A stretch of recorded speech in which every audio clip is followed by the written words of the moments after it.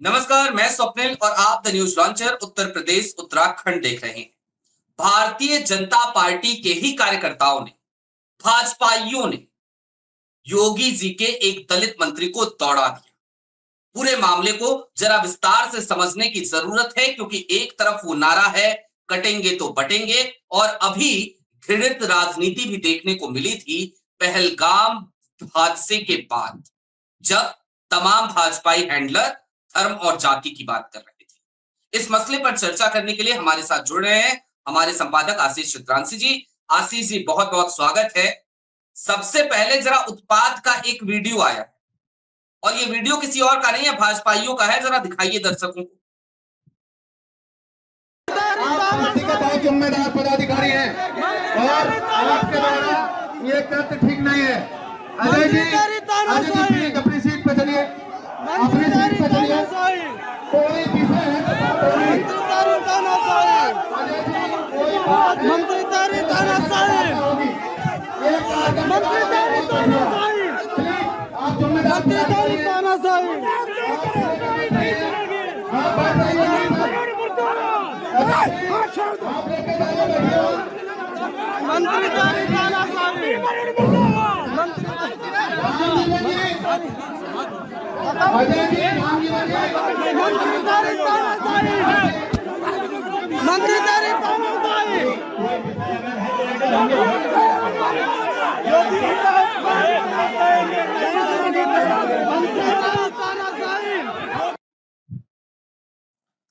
अब ये जिस जगह पे ये विवाद चल रहा था कन्नौज में, दरअसल वहां पे कोई और नहीं पहुंचे थे। यूपी पुलिस के पहले बड़े अधिकारी रहे और आज की तारीख में योगी जी के मंत्रिमंडल में शामिल हैं असीम अरूण साहब। उनका भी बयान है, वो उस वक्त मंच से कैसे समझा रहे थे, जरा वो दिखाइए कि वो कितनी निरीह अवस्था में थे। भाइयों, जिस बात से आप पीड़ित हैं, परेशान हैं, उसमें मैं आपके साथ हूं। उसका रास्ता हम लोग निकालेंगे, लेकिन कानूनी रास्ता निकालेंगे, कानून के तरीके से रास्ता निकालेंगे। आराम से बैठ लीजिए जी। लेकिन आशीष जी, अभी कुछ दिनों पहले, कुछ दिन क्या 24 घंटे भी नहीं बीते कायदे से, तो भारतीय जनता पार्टी के तमाम हैंडल से एक पोस्ट जारी हुई थी। जरा वो पोस्ट दिखाइए दर्शकों को। ये देखिए, धर्म पूछा जाति नहीं पूछी, बीजेपी छत्तीसगढ़। हिमाचल प्रदेश, वहां से भी इसी तरीके की बात कि मौत ने भी सिर्फ धर्म देखा, हटा दीजिए। और अब भारतीय जनता पार्टी का एक कारण बताओ नोटिस भी है, वो भी दिखा दीजिए। वो खानापूर्ति भी की जा चुकी है। ये कारण बताओ नोटिस जारी किया गया है कुछ पदाधिकारियों को, कुछ कार्यकर्ताओं को, हटा दीजिए इसे। आशीष जी, ये पूरा मामला क्या है, क्यों है, और आखिरकार भाजपाई क्या योगी जी का वही नारा नहीं सुन पाए क्या सही से अब तक कि कटेंगे तो बटेंगे? ये तो बट भी गए और अपने ही मंत्री के खिलाफ नारे भी लगा रहे हैं। स्वप्निल, इसमें मोदी और योगी दोनों, ये मामला ऐसा है, हालांकि मामला दब जाता है, खबरें चलती नहीं, मोदी योगी दोनों फंस गए हैं। लगातार वैसे ही उत्तर प्रदेश में दलित उत्पीड़न की खबरें बहुत, मतलब देश में सबसे ज्यादा है तो यूपी में है। असीम अरुण के बारे में पहले बता दें। असीम अरुण मंत्री, विधायक बने, मंत्री बन गए, लेकिन ये आईपीएस है। राजनीति में आने के बाद या भाजपा के प्रभाव के बाद असीम अरुण का क्या जो है व्यवहार है या क्या सिद्धांत उसूल में उनके तब्दीली है, ये मैं नहीं जानता अभी। लेकिन बतौर आईपीएस, जो सबसे काबिल आईपीएस जिनको मैंने देखा है, उनमें से एक असीम अरुण। आपको याद होगा मनमोहन सिंह जी का जब निधन हुआ, डॉक्टर मनमोहन सिंह का, डॉक्टर साहब मतलब इस देश के वो पॉलिटिशियन है जिनके सामने हमारा सर झुकता है।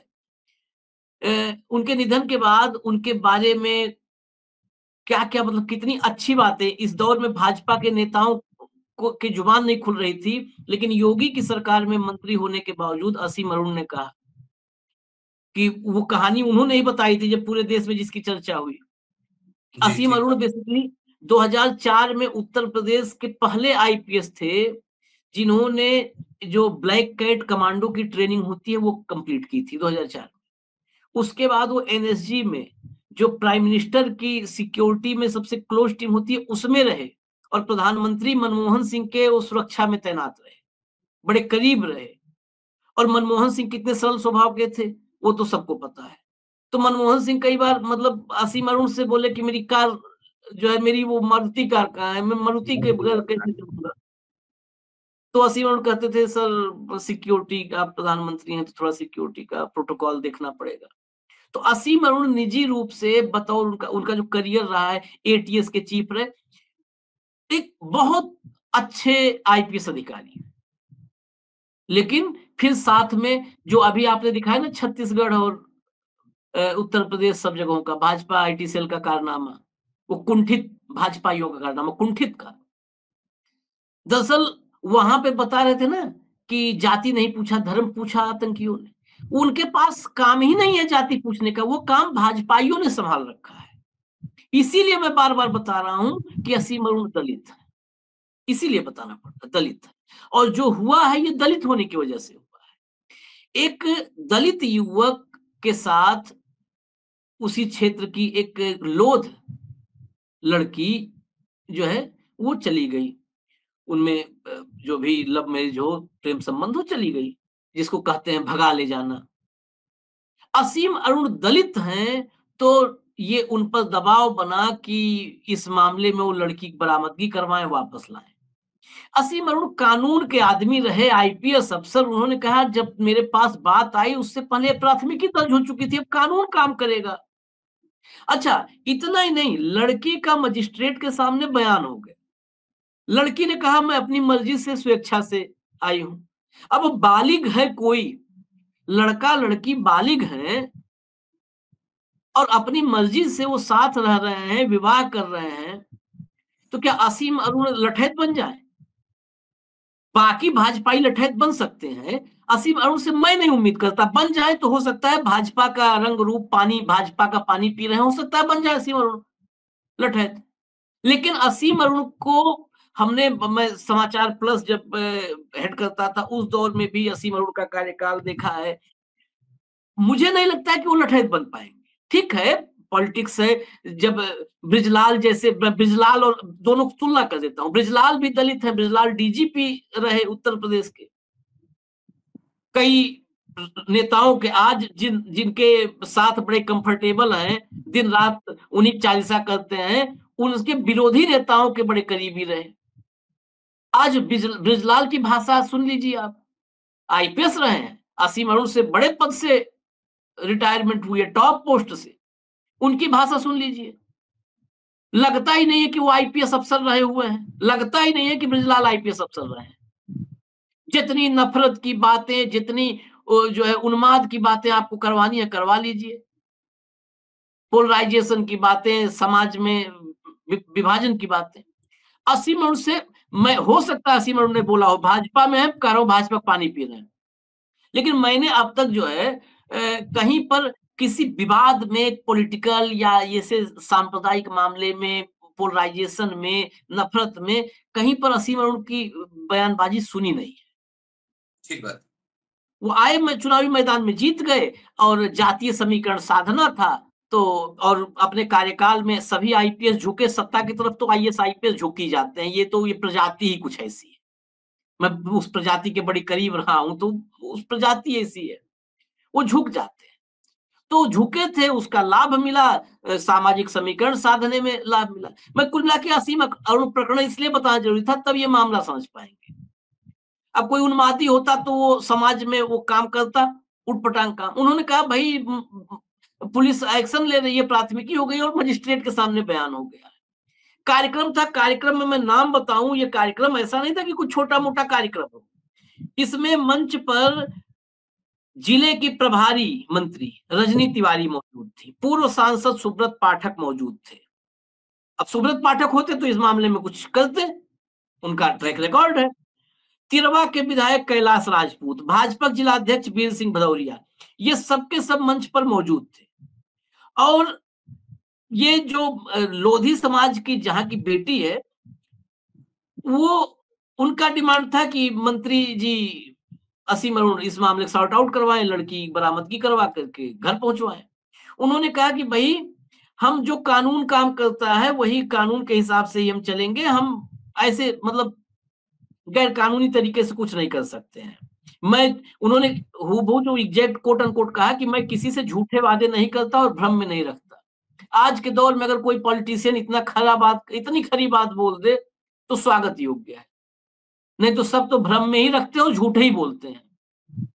इसके बाद अजय वर्मा जिला मंत्री वो और बाकी इस कार्यकर्ता उन्होंने चालू कर दिया। भीमराव अंबेडकर मेडिकल कॉलेज में कार्यक्रम था, नारेबाजी, मंत्री तेरी तानाशाही नहीं चलेगी, जो आपने दिखाया विजुअल अभी पहले। भयंकर नारेबाजी शुरू हो गई असीम अरुण के खिलाफ। आखिरकार कार्यक्रम स्थगित करना पड़ा। जो लिखा ना कि असीम अरुण को मंत्री को योगी के दलित मंत्री दौड़ा लिया, वाकई दौड़ाना ही है। आप ऐसे हालात पैदा कर दो कि एक दलित मंत्री को भाग जाना पड़े कार्यक्रम छोड़ करके, तो ये दौड़ा लेना ही है। अब यहाँ पे सवाल सिर्फ ये नहीं है कि एक मामला दो बालिग बच्चों के बीच का है और असीम अरुण का और भाजपा का। ये भाजपा का जो चाल चरित्र और चेहरा वो इसमें समझ में आता है, संस्कार समझ में आते हैं। आप कहते हो कि आतंकियों ने धर्म पूछ के मारा, जाति नहीं पूछी। जाति पूछ करके तो आप अपने मंत्री को दौड़ा ले रहे हो भाई, जाति पूछ के तो उसको दौड़ा ले रहे हो। आम आदमी क्या होगा जाति पूछ के? ये दलितों पर अत्याचार खबरें ऐसे छुड़वाती हैं, ये माइंडसेट है। हम हमेशा समाज में हम खबर पे बात करने को परहेज करता हूं। आप एक खबर पे बात मत करिए, आप उस माइंडसेट पे बात करिए जो खबर पैदा कर रही है। खबर बनाने वाला कौन है? वो माइंडसेट खबर बना रहा है, और वो माइंडसेट खतरनाक है समाज के लिए। ठीक है, कानून अपना काम करता है। क्या विधायक गुंडा बन जाए? गुंडा बन जाए विधायक? जैसे फिल्मों में दिखाते हैं कि गांव का के जो है सरपंच ठाकुर, फिल्मों में तो ऐसे ही कैरेक्टर बनते हैं। उनसे कहा गया, वो कहे सजा हम देंगे, उठा लाओ अपने 4 जो है कारिंदों को, गुंडों को भेज करके, पंटरों को भेज करके उठा लाओ। वो इंसाफ होगा क्या? आप दलित विधायक को भगा रहे हो। बाबा साहब दलितों के लोग कहते हैं मसीहा, मैं कहता हूं मेरे मसीहा, मेरे महामानव हैं, भगवान है। अगर भगवान ही देखना तो साक्षात जीवित अमित शाह के लाइन पे थोड़ा चलेंगे कि अम्बेडकर अम्बेडकर अम्बेडकर कहने से, अम्बेडकर कहने से ही स्वर्ग मिलेगा, मैं तो ये कहता हूं। हालांकि स्वर्ग नरक ये जो कल्पनाओं की बात है, लेकिन मैं तो कहता हूं वही करने से मिलेगा। तो उनका संविधान कहां ताक पर रख दिया है। भाजपा के नेताओं को समझाना नहीं चाहिए था। खाली जो नारेबाजी किए कार्यकर्ता, मैं उन्हीं की बात नहीं कर रहा हूं कि उन्हीं 100% दोष है। ये भाजपा का माइंडसेट है, ये भाजपा चाल चरित्र और चेहरा असली वाला। नेताओं को समझाना नहीं चाहिए था क्या? ऐसे नहीं होता है। योगी के मंत्री के खिलाफ भारतीय जनता पार्टी को जो लोग जानते हैं, मैं बहुत सारे लोग ऐसे होंगे जिनसे पहले जान रहा हूं। 5वीं 6वीं में पढ़ता था तब से संघ को देखा है। सोचिए, जिस चाल चरित्र चेहरे और शासन की बात करते हैं, और आज की तारीख में तो मोदी और शाह का दौर है, उत्तर प्रदेश में योगी आदित्यनाथ का दौर है। संगठन में पूरे कार्यक्रम में जहां पर 2-2 मंत्री, प्रभारी मंत्री मौजूद हैं, वहां विधायक जो मंत्री है वो मौजूद है, कई विधायक मौजूद है, पूर्व सांसद मौजूद है। वहां पर मुर्दाबाद के नारे मंत्री के खिलाफ, दलित मंत्री के खिलाफ लगेंगे। तेरी तानाशाही नहीं चलेगी, मुर्दाबाद के नारे लगेंगे। कैसे लग सकते हैं? बिना इंटरनल पॉलिटिक्स के नहीं लग सकते जी। ये बड़ा सवाल। कन्नौज के अभी वक्त नहीं मिला, नहीं मैं कन्नौज के रिपोर्टर जो मेरे पुराने रहे हैं, 2 मिनट के अंदर सारी कहानी आ जाएगी सामने, और मैं पता करूंगा इसमें इंटरनल पॉलिटिक्स 100% रही होगी, 100% कहता हूं रही होगी। बिना इंटरनल पॉलिटिक्स कोई एक खेमा होगा जिसने उकसाया होगा। सुब्रत पाठक चुनाव हारे, लोकसभा का चुनाव। सुब्रत पाठक कंफर्टेबल है क्या? सुब्रत पाठक कंफर्टेबल नहीं है। कन्नौज लोकसभा चुनाव में मैं गया था। कन्नौज के आज की तारीख में इस न्यूज लॉन्चर पर जा करके लिंक मिल जाएगा कन्नौज का। मैं दलितों के गांव में गया था। क्योंकि लोग कहते हैं ना कि दलित समाजवादी पार्टी के साथ कंफर्टेबल नहीं होता। मैं स्पेशली इसीलिए अखिलेश चुनाव मैदान में थे सुब्रत पाठक के सामने, मैं कन्नौज में दलित गांव में गया था और दलित गांव में दलितों के बीच में खड़ा था, दलित बस्ती में 90% से ज्यादा 90% से ज्यादा 100% बोलना नहीं ठीक होता है, नहीं तो 100 बोल देता कि हो सकता है एक आध एक्सेप्शन निकल आवे, लेकिन 90-95% दलित सुब्रत पाठक को वोट देने के लिए नहीं तैयार थे, नहीं तैयार थे। दलित विधायक आया है वहां से, असीम अरुण दलित चेहरा योगी सरकार में है। सोच सुनिए, इस तार को समझना होगा कि जिस कन्नौज से दलित मंत्री के रूप में योगी आदित्यनाथ के पास बैठे हैं असीम अरुण, वहां के दलित वो सुब्रत पाठक के साथ चलने के नहीं तैयार थे, वोट देने के नहीं तैयार थे। कितना दिया नहीं दिया वो तो मशीन जानती होगी राजीव कुमार की, लेकिन जो मेरे कैमरे पर, मेरे माइक पर आए या मुझसे निजी बातचीत किए, मैं उनके हवाले से बता रहा हूं, उनकी रिपोर्ट बता रहा हूं। क्या कहीं ऐसी खुन्नस तो नहीं है कि हमको नहीं मिले दलित वोट, मैं हारा हूं? ये तो भाई, मैं ज्योतिषाचार्य नहीं हूं, राजनीतिक विश्लेषक हूं, तो मैं राजनीति जैसे जैसे देखा हूं अपने जीवन में, पत्रकारिता में 2-2.5 दशक में, तो वही बता रहा हूं। मन में खीज और टीस ना छोड़ते नहीं, और भाजपा तो फिर भाजपा ही है। क्या कहीं वो तो नहीं खेल है? लोध मतदाता भी बहुत था वहां पर। लोध मतदाता बहुत, एक मूर्ति के मामले में बड़ी नाराजगी थी, बहुत नाराजगी थी कन्नौज में। मैं लोकल चीजें मैं रिकॉल कर रहा हूं अभी, क्योंकि मैं गया था लोकसभा चुनाव के समय, वहां पर एक मूर्ति के मामले में बड़ी नाराजगी थी। लेकिन आखिरी समय में लोध मतदाताओं को मैनेज किया गया, जो मुझे खबर मिली थी कि आखिरी टाइम आते आते, पूरी तरह तो नहीं, ठीक ठाक, मतलब अखिलेश यादव के साथ भी गए थे, लेकिन बड़े हिस्से को, मेजॉरिटी को मैनेज कर लिया गया था। वो सुब्रत पाठक के साथ आ गए थे। कहीं ये सब पुराना हिसाब किताब तो नहीं है? बस मैं तो इतने पे ही, इसे बहुत लंबे चर्चा का विषय नहीं है स्वप्निल, लेकिन जो मुझे लगता है वो आशंकाएं, वो सब मैंने बता दी है। लेकिन ये कतई ठीक नहीं है, ये कानूनी मसला है, ऐसा भी नहीं है कि बहुत, मतलब मेरे नजरिए से, समाज में बहुत लोग मुझसे असहमत हो सकते हैं, मेरे नजरिए से 2 बालिग हैं, और खासकर भारतीय जनता पार्टी जो मंच से कहती है बटेंगे तो कटेंगे, एक है तो सेफ है, और 2 जाति के बच्चे आपस में ब्याह कर लिए तो फिर खुद ही जो है काटने पे और बांटने पे आ गए, खुद आ गए भले कार्यक्रम में। यही असली तो यही है। इसीलिए मैंने एक लाइन कहा था शुरू में, जब आपने कहा कि इसमें मोदी योगी भी फंसे हैं। अगर ये मामला, मीडिया दिखाएगा नहीं, लेकिन ये मामला बढ़ा तो दलितों को क्या संदेश जाएगा? ये मामला बढ़ा तो दलित और पिछड़े, अति पिछड़े, जिनको कहते हो बटोगे तो कटोगे, बटन दबाने के लिए, मशीन का ना, मशीन का बटन दबाने के लिए, बटन दबा दो, उसके बाद बट जाओ। बटन दबाने के पहले बटोगे तो कटोगे, बटन दबा दो, उसके बाद चाहे बटो चाहे कटो, क्या लेना देना है, कुर्सी मिल गई। ये संदेश जाएगा। ये फुटेज, ये खबर बहुत जगह दिखाई नहीं गई है, लेकिन ये मोदी शाह दोनों के लिए, इनके लिए, मतलब भाजपा संगठन के लिए भी अलर्ट है। क्योंकि कितने दिन तक जनता का आंखों पर पर्दा डालोगे, आंखों में धूल झोंकोगे भाई आप लोग, कितने दिन तक? ये असीम अरुण का केस बहुत, ये मामला एक जिले का दिख रहा है कार्यक्रम का, लेकिन ये बहुत महत्वपूर्ण है। ये पूरे उत्तर प्रदेश के दलित, पिछड़े, अति पिछड़ों को ये देखना चाहिए कि क्या हो रहा है। ठीक बात। भाई समाज एक होना तो पूरा एक हो ना, पूरा एक हो। खाली चुनावी हिंदुत्व, सिर्फ चुनावी हिंदुत्व नहीं चलेगा।